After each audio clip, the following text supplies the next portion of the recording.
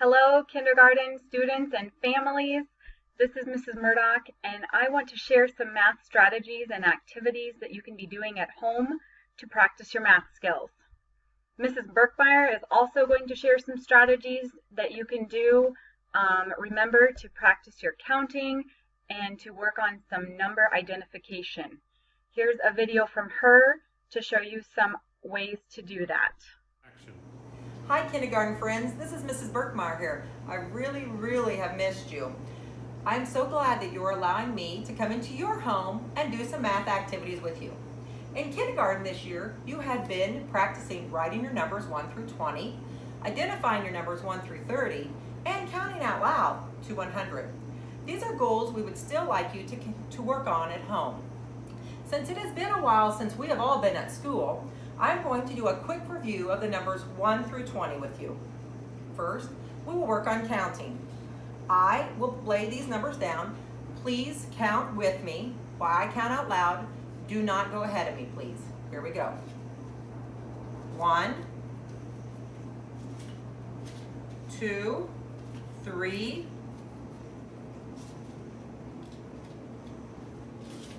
4, 5, 6, 7, 8, 9, 10. Where do you think 11 goes? Yes, 11 comes over here underneath the 1.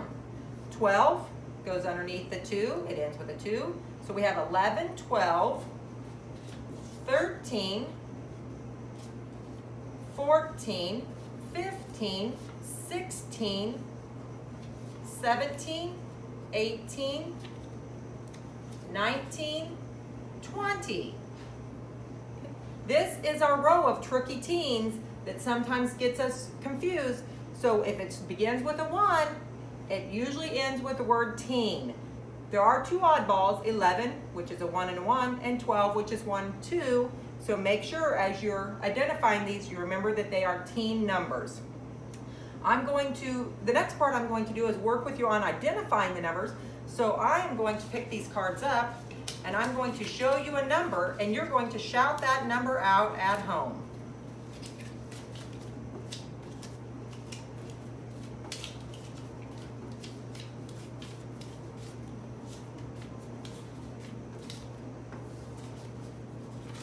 It's like flashcards. Here we go. Yes, you should have shouted out 20. 17, it starts with a 1, 17.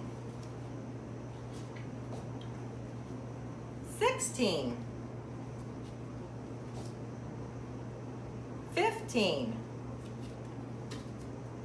6. 7. 13. 3. 12.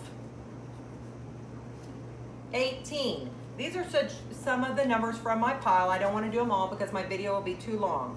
Thank you again for allowing me to come into your home and be with you to do math activities. Have a great week. Thank you, Mrs. Birchmier, for sharing some counting and number strategies for us to practice at home. And now, drum roll, please. All right, I'm going to talk about addition a little bit. So we're going to talk about a number story and how to connect that to addition. So, as the weather is getting nicer and we're enjoying some spring sunshine, I have a little number story here for you. I was outside and I saw 5 robins playing in the grass. 1, 2, 3, 4, 5, and I have the number 5 right there. Along came one beautiful cardinal to join them. So now, how many birds in all are playing in the grass? Do you know? I'll give you a minute. So remember, we think 5 plus 1 more equals 6. Good. Did you see all together when I add them up? That's the number that goes at the end. So we've been doing a little practice with this at school. We want you to think a little more about this at home. Again, you can use objects Maybe you can do it when you're sorting laundry and matching socks, or maybe if you're helping put away silverware, you could add some spoons and some forks. That would be one great way to do it.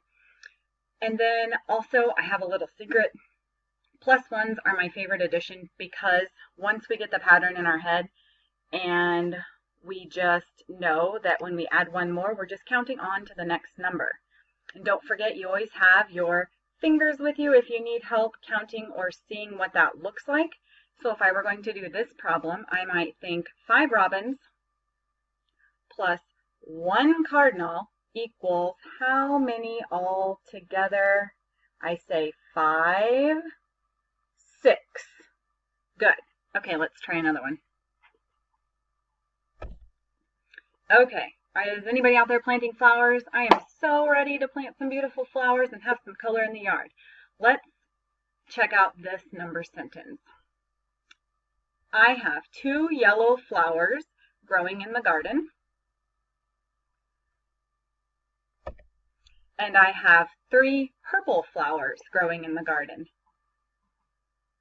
How many flowers do I have in my garden all together? Okay, think about it. Are you thinking of a pattern to put those together? Let's look. I say 2, 1, 2, plus 3 more, and I can count all of those flowers. 1, 2, 3, 4, 5. So 2 plus 3 equals 5. And again, you can do this with many objects at home. You can do it with toy cars or with markers or crayons. There's just lots of options you can do to practice adding numbers together. And we just want practice, practice, practice so that kids have lots of experience doing this over and over again. And don't forget, parents, that it's okay for students to use their fingers as they're getting comfortable with making those connections. So this might look like 2 yellow flowers and 3 purple flowers equals how many all together? I have 1, 2, 3, 4, 5. Good.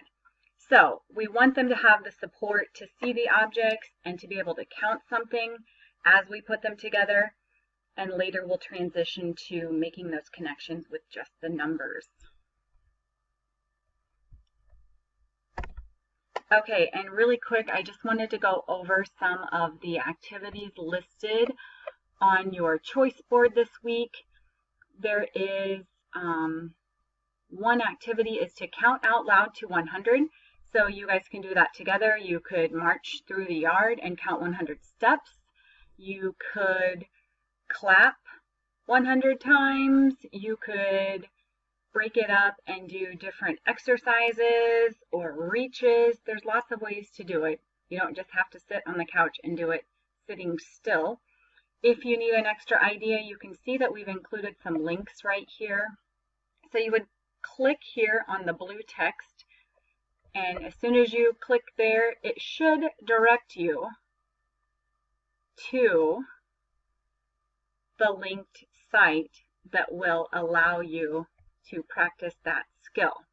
So that first one is a Go Noodle counting page. Oops, before it gets too crazy. Anyway, you can explore that a little bit.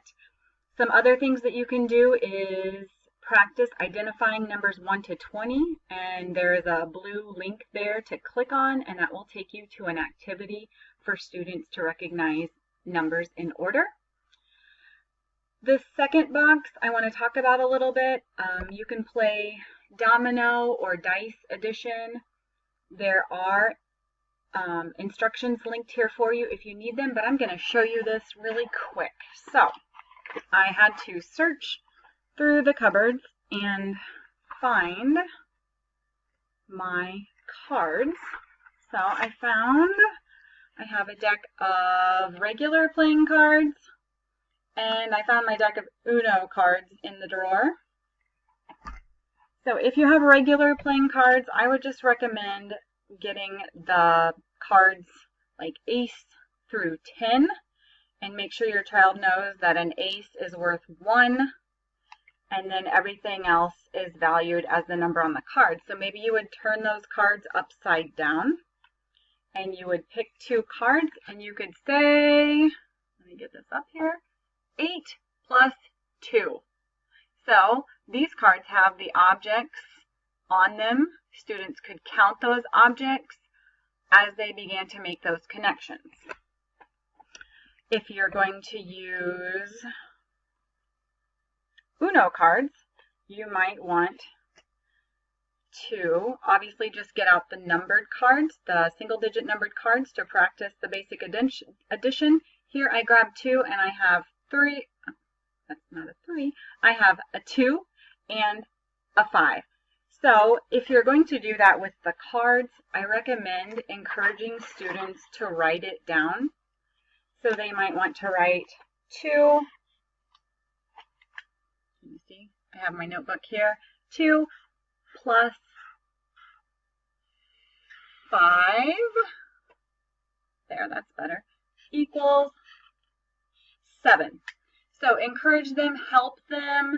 Maybe this is where you would get the pennies out and you would show 2 pennies, and 5 pennies equals how many altogether? 7. Good. Some other objects you might have at home. Maybe you have a couple dice that you could use. You could roll the dice and add those 2 numbers together. Or if you have a stockpile of game supplies, you could always also use the dominoes. They have everything you need right there on one tile. So this would be 2 plus 4 equals, and you would count them all together to find the answer for that. And again, I would practice at first and then encourage students to use a notebook or something to practice writing down those facts. Okay. Next on our list right here, count by tens to 100. So students have done that frequently. It's something that we want them to be able to do independently. So just counting 10, 20, 30, 40, 50, 60, 70, 80, 90, 100. Awesome. And then also to practice writing their numbers from 1 to 20. And the last option that has a link for you is a link to a game that allows them to practice addition facts. So these are just some suggested resources for you to do together at home. Please take the time to do a few and really help your students. And hopefully this will help you parents also with a little more guidance and suggestion. Don't forget that we're here to help you out. If you need absolutely anything, please contact your student's teacher. Thanks. Have a great week.